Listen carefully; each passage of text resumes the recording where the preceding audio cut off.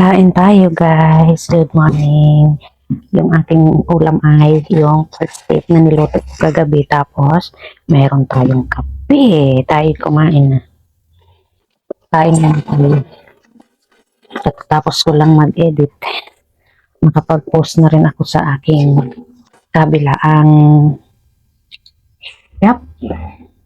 Kaya ngayon kakain na tayo para tayo ay maganda na sa ating pagpasok sa trabaho. Kain tayo guys. Ay, yung ulam ko kagabi ay niluto ko to kagabi.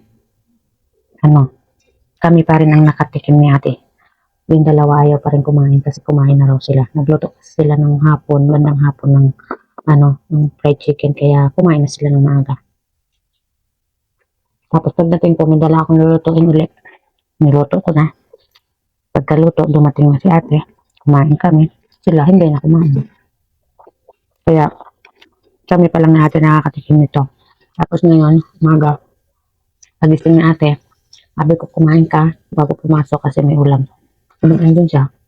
Tapos ako pa rin ngayon. Wala eh. Marunong na kasi sila mag-isip kung anong gusto nila eh. Kaya hindi mo na problema. Ngayon, may tira dyan. Bahala sila kung kakain sila niyan. Kung hindi, magluto sila, bumili sila.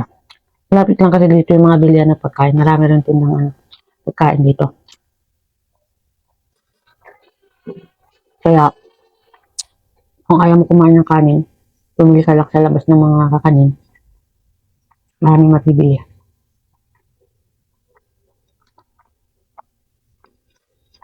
Ang dami kong kanin. Balik ko tong iba.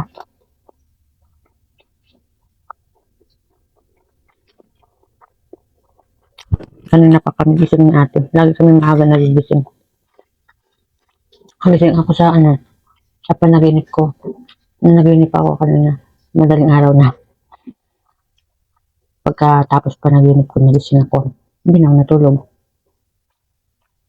Panaginipan ko yung aking anak na lalaki.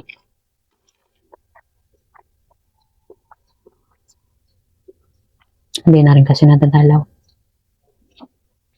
Kaya, kailangan dalawin naman. Nagparamdam naman siya.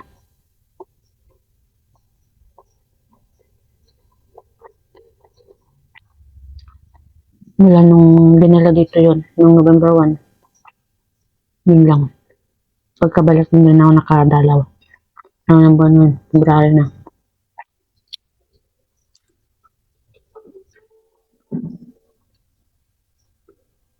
Sabi siguro, saan kayo napunta? Na kung hindi nyo ako nadadalaw.